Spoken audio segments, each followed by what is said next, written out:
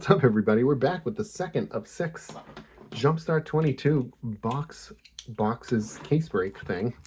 MTG Attitude. My name's Editor J. Welcome back to not September 12th, and not you know what? It's still September 12th. I'm gonna try to bang this out, but topics have changed. As long as you get my drift from the last one. Anyway. September 12th. Today I'm trying to come up with a little story to tell. And I actually found myself inspired. Oh my God. A, from an interesting circumstance. And B, an unlikely source. If you know anything about me. Which some of you... I mean, Dave is a little bit more open about himself as a human, and I'm a little bit more recluse. There's a lot of reasons for that. I've always been, I mean, I can't say always, but there's definitely, I feel more and more kind of like a introvert. And maybe I always have been. Maybe not, but either way, 2, 3, 4, 5, 6, 7, 8, 9, 10, 11, 12. And let's make sure those are even, and they are. 2 more. Stacks of cards, stacks of packs. This one for Unholy Ram, and Old Bones is back already. Thank you, Unholy Ram and Old Bones. As you can see here, we got an Old Bones sticker already, so we're just gonna get rid of that one. What the hell am I saying? We'll put Unholy over here on the sticky box of truth. Anyway, so this one is Unholy Ram, Old Bones. Let me switch that up. We'll do Unholy Ram first this time.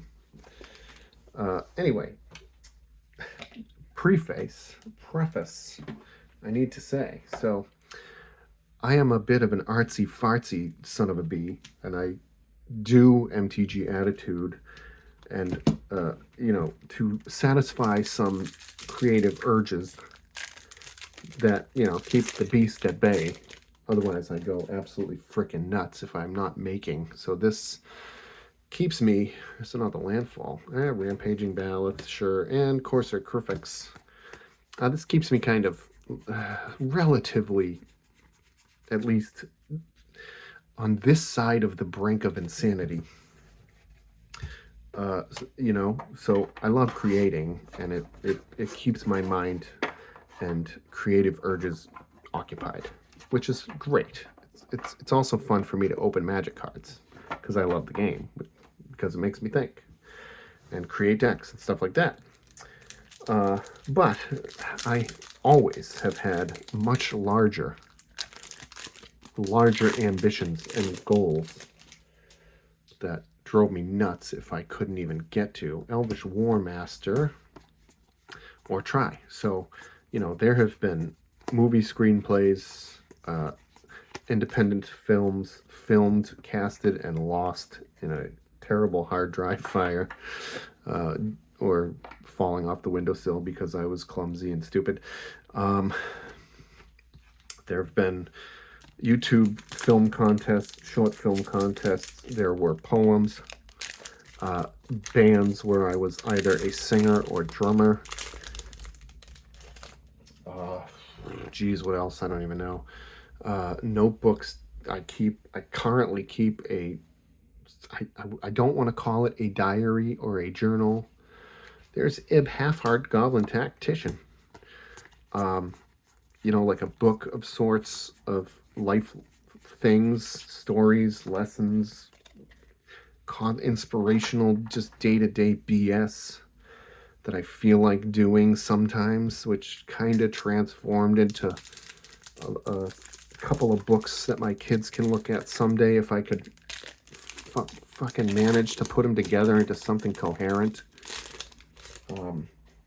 Books of my own that I want to write for some reason, that I can never really figure out what I want it to be, and if anyone would be interested in reading them, because they're like stuff about me. I don't know if this Daddy thing I just mentioned should be a book.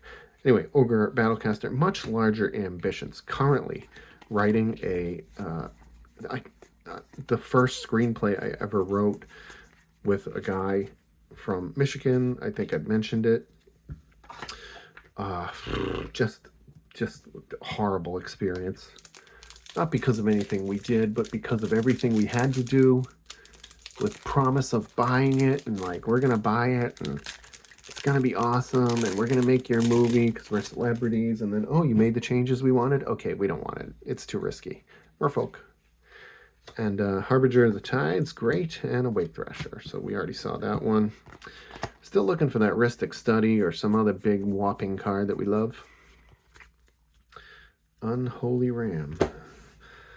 Cracking the Packs of Death. Anyway, much larger ambitions, unexpected sources.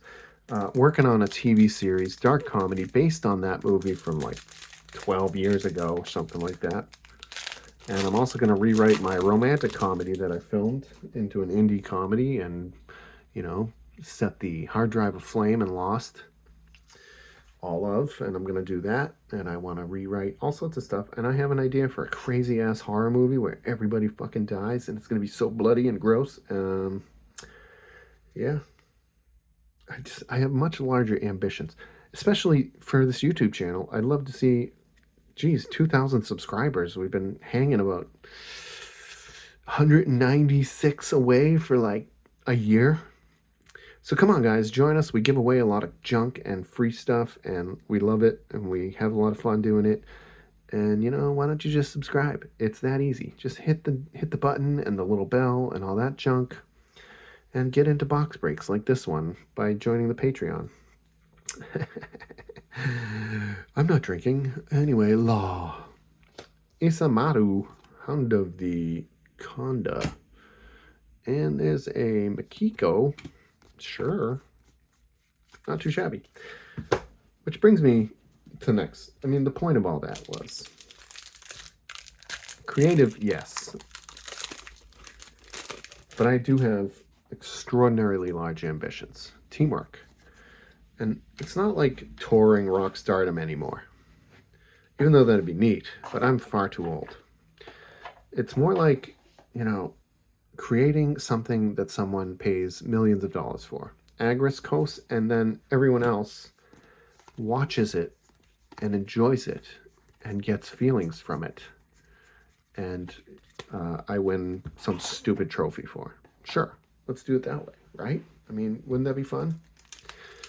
You know, so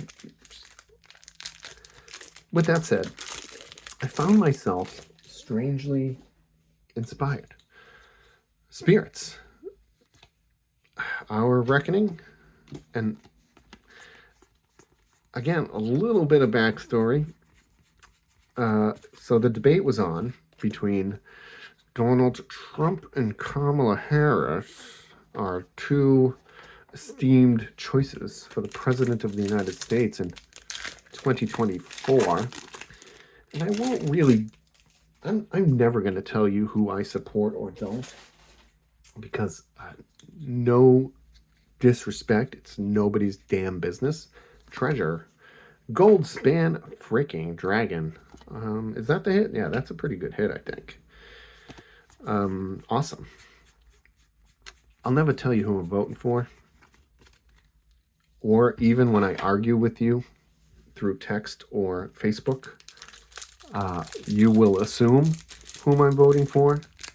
But I guarantee you, you'll be wrong, because 9.5 times out of 10, I'm probably just trolling you, because I don't believe in the two major parties anymore, but that's beside the point. I always vote for one of them. But the point is, Dave and Blake and Jeremy and friends, they all have their opinions too.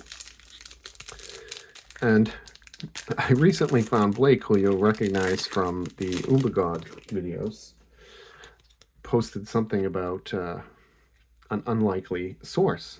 And recently, he basically just posted that Taylor Swift, Treasure, Gadrak the Crown Scourge. Now, as a heavy metal headbanger type of dude who likes rock, Taylor Swift endorsed Vice President Harris. Of course, to no surprise. No, I mean, that's really not what I'm talking about. I don't care who she endorses. But I also don't care who our friends endorse either. Cats. Leonon, War Leader, my favorite card the guy kills me with. So he posts, maybe in jest, I wasn't sure if there was a joke there or not, but he posts that Taylor Swift, it could have been anybody who posted it. He really endorsed Kamala Harris. So, out of curiosity, so that is the unlikely situation in which I further investigated Taylor Swift. Because I don't really know anything about her. I just know, I'm like, ugh, Taylor Swift, gross. Yeah, Metallica outsold one of her concerts. Yeah, fuck that. You know? So I just kind of YouTubed, searched Taylor Swift. Old Bones, here we go again, buddy. And I came across, the first thing that popped up was a detective in mechanized production, a 1-hour documentary about where she came from. And I was looking for something in particular. I think, like, in the early years, I was trying to find out about her upbringing. Like, because basically the Facebook post is, you know, Taylor Swift endorses Kamala Harris. And I said, well, what the hell does some bubblegum pop singing princess know about anything? What do actors know about anything in the real world? What do musicians really know? How can they endorse anyone?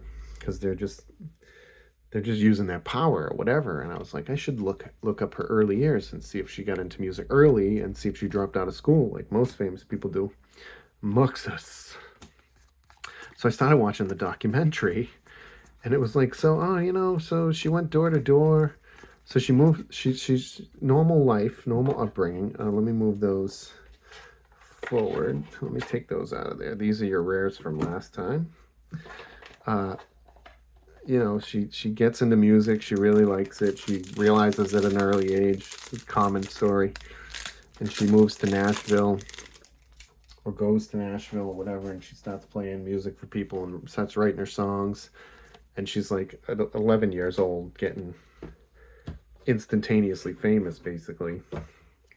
Starts making waves, going door to door and promoting herself and working really, really hard, paying harmonica on, because she knows what she wanted, and she didn't care. She didn't take no for an answer. She didn't get discouraged. She just kept trying. And, you know, by the age of, like, she said, I don't even know what age, like a very young age, like the youngest country singer on planet Earth, recorded an album, Priest of the Blood, right? And Scourgedag. And got famous. And then only blew up and got bigger and bigger and bigger from there. But continued to just do her thing and write her music and stand tall and proud in the face of adversity when the record labels wouldn't let her buy her master tapes or Zombies, Gravecrawler, and Necromancer Stockpile. You know, won't sell her masters, and telling her that we'll sell them to you if you promise to record like 12 albums with us or whatever. And then the Kanye West thing where he totally disrespected her at the awards show, and then they had this crazy feud and got Kim Kardashian. Like, she just stands tall and doesn't react. Inventive. Oh, Tezzeret. Cool. And I found myself, 48 minutes before, when I started it, 48 minutes into into the beginning of it, I was like, fucking goddamn Taylor Swift. Who cares about Taylor? And then I was like, oh man, she is like an inspiration. So there I found myself pushed into looking up Taylor Swift and oddly inspired by her career. And I'm not ashamed to say it. So thank you, Taylor Swift, for being such a tough-ass bee, you know what I mean? Being strong in the face of adversity and doing whatever you want to do when it comes to your music. And good luck in the future, even though I'll never see your concert or buy a single CD of yours. But I now realize that some of those earlier songs I've heard and enjoyed the rhythm to. Anyway, Cruel Termination Facilitator, and that's it. Yeah, a little Ob Nixilis back there. Another Ob Nixie like a card. Very cool. Let's keep on going. Only a few more to go, and that might be it for the day. With 4 more boxes left to go behind this one, which will be great. But, you know, this is enough to edit. So, patience on the mailings, guys. It's a lot of work, and we'll get there. Treasure. Captain Lannery. Isn't there... I can't wait to see the values. So much editing, so little time. But that's my story today. Oddly triggered into looking something up. And oddly, surprisingly inspired by the artist I don't even like, who now... I'm kind of proud of her. Anyway, Eldrazi, there's the World Breaker and the Endbringer. Very nice. Those are probably something. What else do we got coming? Anyway, that's my story of the day. We have 4 boxes coming in for Tuesday Twos. So that's going to be exciting to see some different stuff for the subs and some higher stakes for the patrons. Primates. There's Kibo and Monkey Cage. Yeah, we already saw that, didn't we? We saw that last time, I think. Old Bones, doing all right, doing okay. Alrighty, on to the last 2. Insect, Swarm Shambler. You know, I'm surprised not to see Scoot Swarm somewhere in these type of things. And let's get a little last pack magic.